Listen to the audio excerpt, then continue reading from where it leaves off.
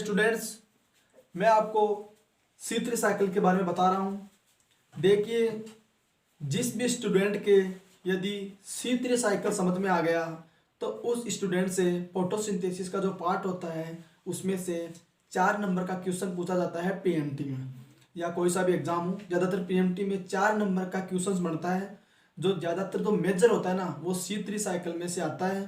तो यदि मैं बताता हूँ 100% गारंटी दे सकता हूँ मैं इस चीज़ की कि एक बार यहाँ अगर आप समझ लेंगे ना इसको, तो आप कोई सा भी क्वेश्चन हो वो C3 साइकिल में से गलत नहीं करोगे। क्योंकि बहुत से स्टूडेंट ने कहा C3 साइकिल पढ़ाने के लिए, क्योंकि C3 साइकिल बहुत ही टफ टॉपिक है, तो अपन आज इसको इजीली समझेंगे। सबसे पहला क्वेश्चन, C3 साइकिल का दूसरा नाम, कि C3 साइकिल का दूसरा नाम क्या होता है। कई बार एग्जाम में दूसरा नाम भी पूछ लेते हैं, केल्विन और बेंसन साइकिल। अगली बात, इसकी खोज, C3 साइकिल की खोज कहाँ से हुई। क्लोरेला और सिंडे साम्स। ये दो शैवाल होती है ना, ये दोनों शैवाल ग्रीन एल्गी होती है।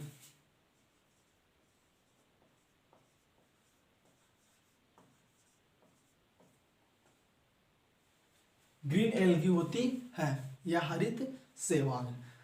C3 चक्कर के लिए जो टेक्निक थी उस टेक्निक का नाम था C14 रेडियो एक्टिव तकनीक। याद रखिए, ये तो हुआ C3 साइकिल का बेसिक परिचय। अब अपन समझेंगे C3 साइकिल के बारे में, या वो चक्कर जो मेन है मेजर।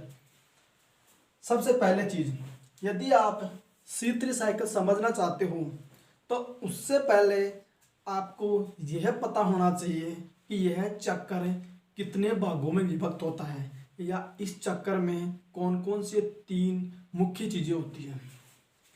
कार्बोक्सिलेशन फर्स्ट, सेकंड होती है रिडक्शन, फिर होता है रीजनरेशन। 3 चीजें होती है C3 चक्कर में। सबसे पहले चीज, 5 कार्बन युक्त रूबिस्को। रूबिस्को का पूरा नाम होता है राइबोलूज 1,4 बायोफॉस्फेट। रूबिस्को 5 कार्बन युक्त होता है, CO2 होता है वो 1 कार्बन युक्त होता है। 5 कार्बन युक्त रूबिस्को और 1 कार्बन युक्त CO2, ये दोनों मिलकर 6 कार्बन युक्त एक कंपाउंड बनाते हैं। और वो कंपाउंड होता है ना वो स्टेबल नहीं होता है, यानी कि स्थायी नहीं होता है। स्थायी नहीं होता है तो फिर क्या होगा, तो इसीलिए वो 3-3 कार्बन के 2 कंपाउंड बनाएगा। मेरी बात याद रखिए, जो मैं बोल रहा हूँ, इतना टाइम नहीं है अपने पास, तो मैं जो बोल रहा हूँ उसको साथ के साथ आप अपनी नोटबुक में नोट कर लीजिए, ताकि ये चीज़ आप अपनी लाइफ में भी नहीं भूलेंगे इस चीज़ को। अगली चीज, अब 6 कार्बन का कंपाउंड तो बन नहीं सकता, फिर क्या करेंगे, 3-3 कार्बन के 2 कंपाउंड बनाते हैं यहाँ पर। सबसे पहली चीज PGA, फॉस्फोग्लिसरिक एसिड। PGA का पूरा नाम होता है फॉस्फोग्लिसरिक एसिड। ये 3 कार्बन युक्त होता है। इसी से एक क्वेश्चन आता है फर्स्ट।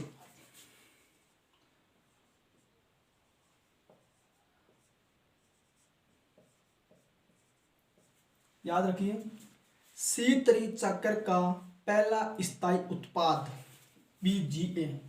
अब एक क्वेश्चन इसमें से और आता है कि C3 साइकिल को, या केल्विन साइकिल होता है ना, उसे आखिरकार C3 साइकिल क्यों कहते हैं। क्योंकि C3 साइकिल में पहला स्थायी उत्पाद PGA होता है, वो 3 कार्बन युक्त होता है।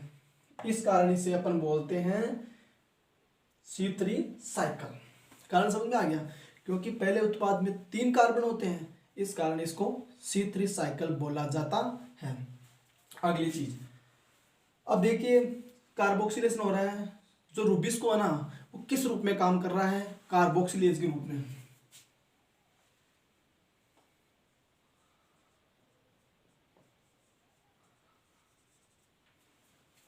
अब समझते हैं आगे का प्रोसेस।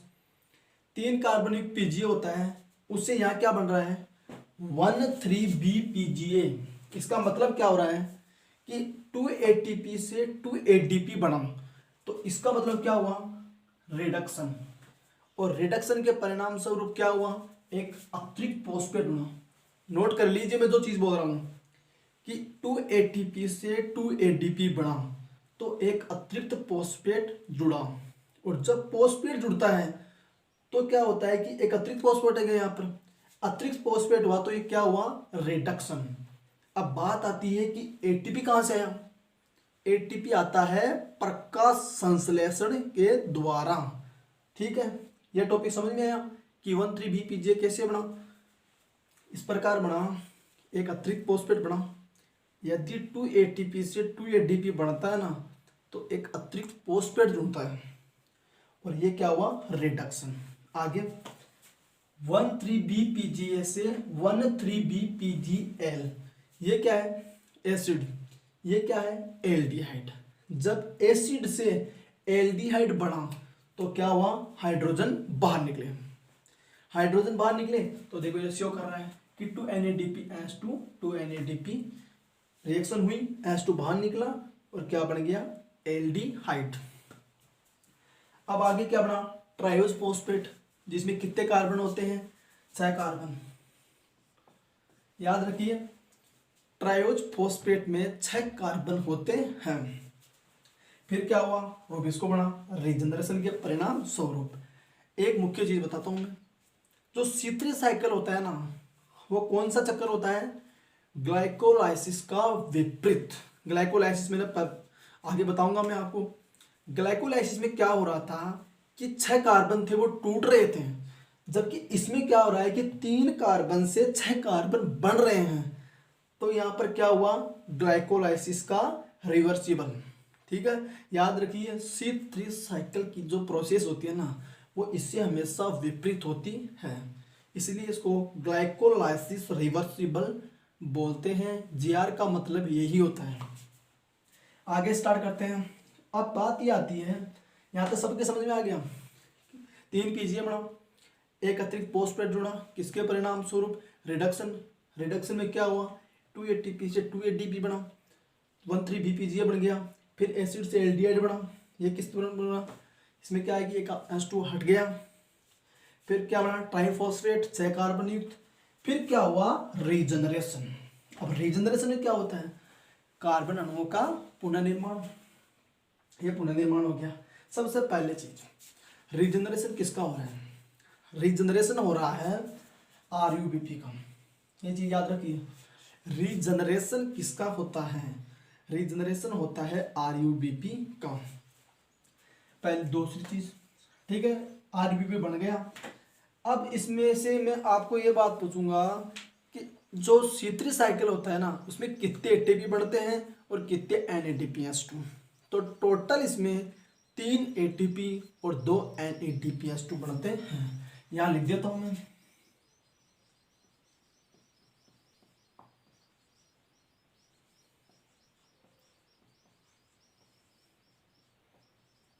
ठीक है, अब ये बताइए मेरे को कि 3 ATP कहाँ बढ़ रहे हैं, कौन कौन सी जगह बढ़ रहे हैं। तो जो 2 ATP है ना वो तो बन रही है रिडक्शन में। ठीक है, 2 ATP तो यहाँ बढ़ रहे हैं, 1 ATP यहाँ बढ़ रहा है। टोटल कितने ATP हुए, 2 1 3, तो 3 ATP और 2 NADPH2। ये होती है यहाँ पर 3 ATP और 2 NADPH2 की क्रिया।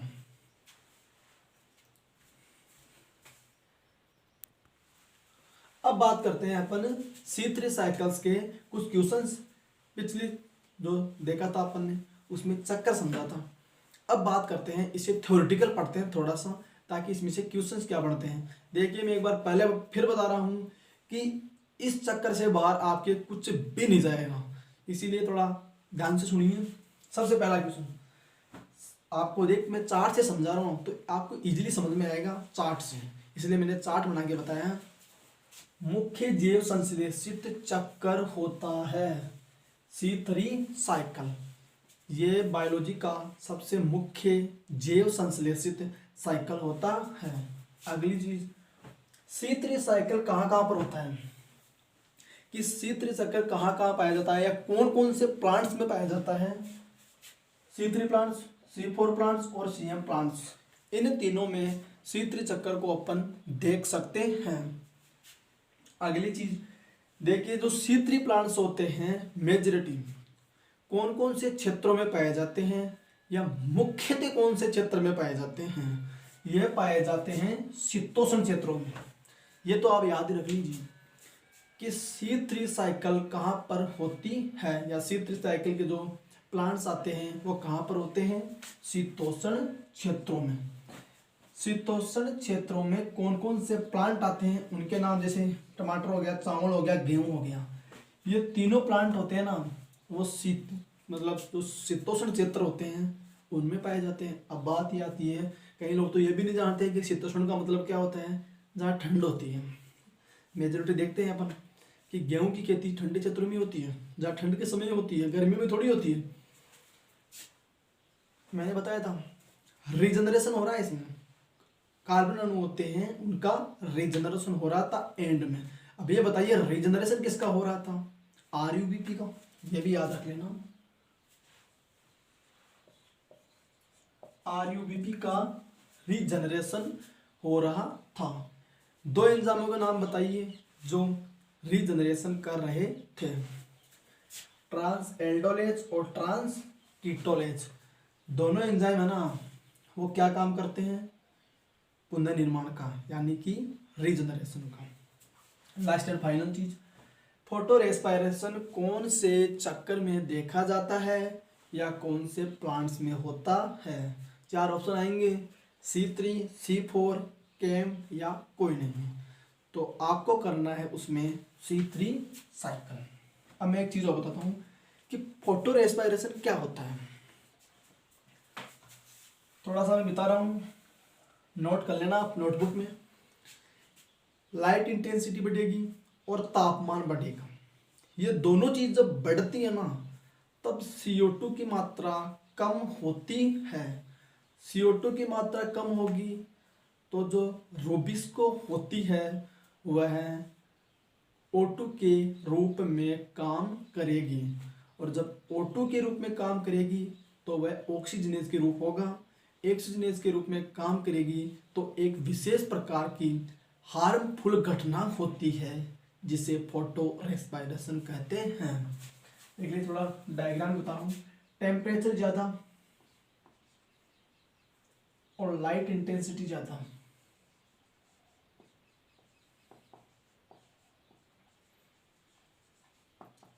लाइट इंटेंसिटी ज़्यादा, तब क्या होता है, CO2 होती है वो होती है कम।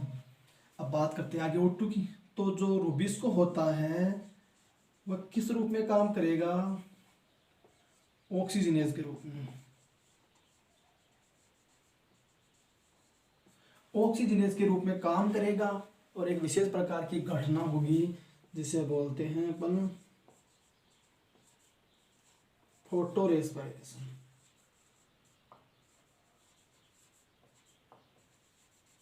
फोटो रेस्पायरेशन, लाइट ज़्यादा, लाइट इंटेंसिटी ज़्यादा, टेम्परेचर ज़्यादा, दोनों चीज़ ज़्यादा हुई तो CO2 की मात्रा क्या हुई, कम। जब CO2 कम हुई तो क्या हुआ, जो रूबिस्को होता है वो किस रूप में काम करेगा, O2 के रूप में। O2 के रूप में काम करेगा मतलब कि ऑक्सीजनेज के रूप में। और क्या हुआ, उसे एक विशेष प्रकार की हार्मफुल घटना हुई जिसे बोलते हैं फोटो रेस्पायरेशन। अब देखिए फोटो रेस्पायरेशन मैंने बता दिया, इसमें एक चीज़ और आती है नोट, वो चीज़ भी आप नोट कर लो। ब्लैकमैन प्रोसेस का नाम सुना है सबने। एक प्रोसेस जो एक से ज़्यादा कारकों पर निर्भर करती है उसे ब्लैकमैन प्रोसेस बोलते हैं। जैसे कि प्रकाश संश्लेषण टेम्परेचर पर निर्भर करती है, लाइट इंटेंसिटी पर निर्भर करती है, CO2 पर निर्भर करती है, जल पर निर्भर करती है। यानी कि प्रोसेस तो एक ही है लेकिन एक से ज़्यादा कारकों पर निर्भर करती है। ठीक है, ये इसके कुछ इफेक्ट्स आए। अब मैं आपको इस पे बताऊंगा रूबिस्को। इसमें एक एंजाइम होती है रूबिस्को जो सबसे ज़्यादा इसी के रूप में काम करती है।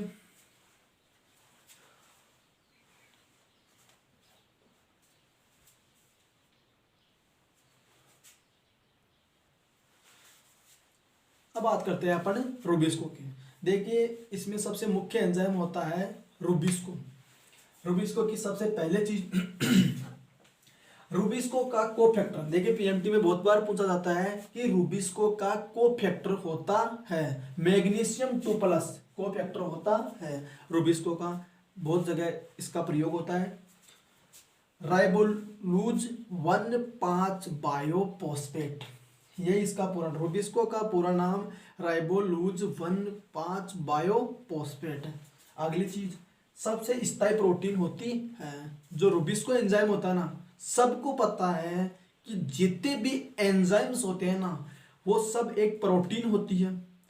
तो सबसे ज्यादा स्थायी प्रोटीन कौन सी होती है? रूबिस्को C3 साइकिल में।